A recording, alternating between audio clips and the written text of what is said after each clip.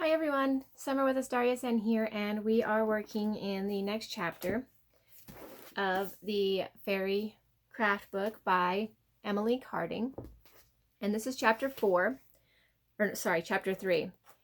Chapter 3 is all about trust and it's interesting, finding a spirit guide to help you through the Fae realms. And it also talks about the different kinds of gateways that are available in the spirit, or to get to the Fae realm and stuff like that, ways you can connect. A lot of it is nature based. Right now there's so much snow outside and it is so cold. And so I won't be doing like a lot of the exercises that are happening right now in this chapter, but as soon as it clears up enough that and is warm enough for me to go outside and actually do some of them, I will. But for now, the ones that are talking about, sitting down with a tree or anything like that, I can't even get up on my mountain right now. So that's not something that's possible for me at the moment. It will be here in a couple of months, and I can go back through these exercises and do them again. I did do some of them just on my own, like sitting here at the house trying to ground myself, but I really think that it would be more beneficial if I did them out in nature, especially since I do want a guide for this. She does talk about a guide in this one pretty soon into the chapter, actually. It's on page 85, and she talks about the underworld journey to find a guide. And it talks about, your breathing and getting comfortable, and finding your guide in a general sense. The picture that's shown on this is a really cool picture, actually. And I feel like I've seen this Fae before, honestly, which is weird. Maybe it's not weird. I don't know. But yeah, so I'm really excited to do this again. I did this once. I didn't get as far as I had hoped. I got a lot of distractions involved.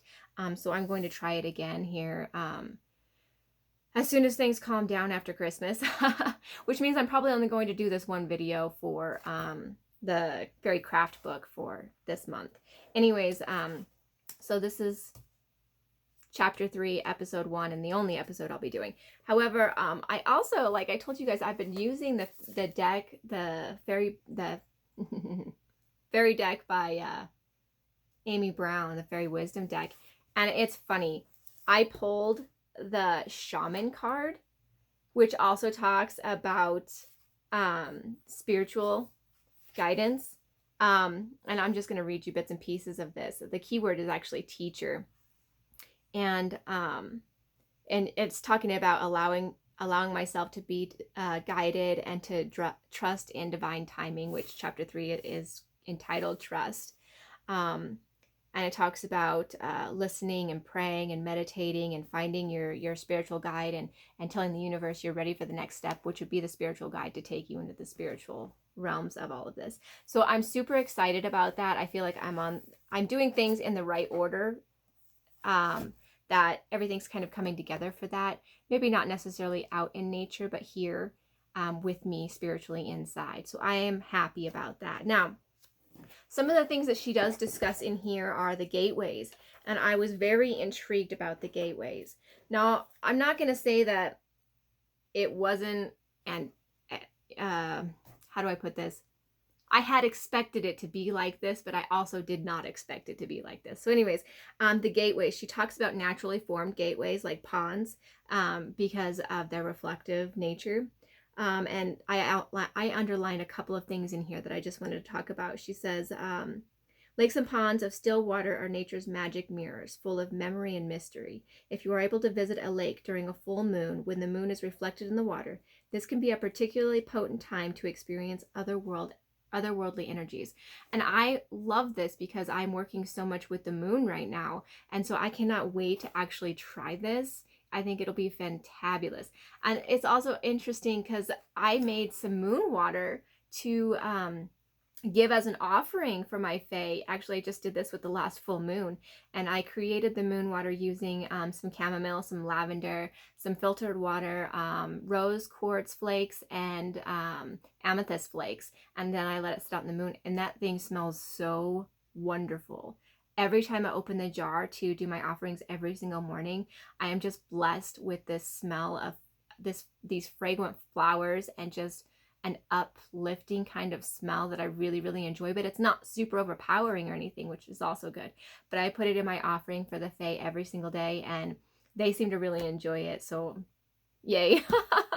But yeah, so I did do that with my moon water. So I'm really connecting with this in that way. So I can't actually, well, I can't get to a lake right now because they're frozen, and I can't get out to trees to sit and be with them.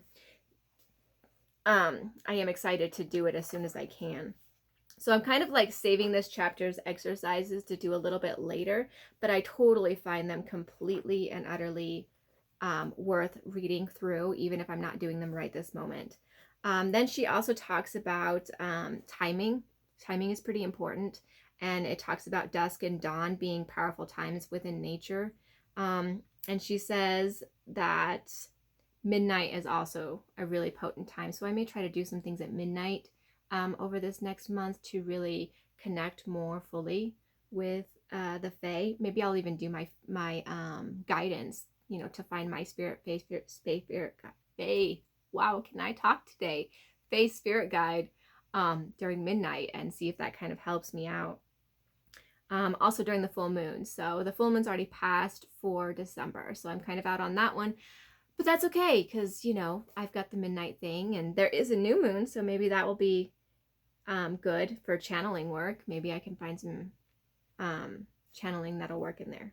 So let's see, another one she talks about is, I think I underlined, oh yeah, okay. So one of the exercises in this chapter that I do plan on doing is the create exercise, which is on page 111 in chapter 3.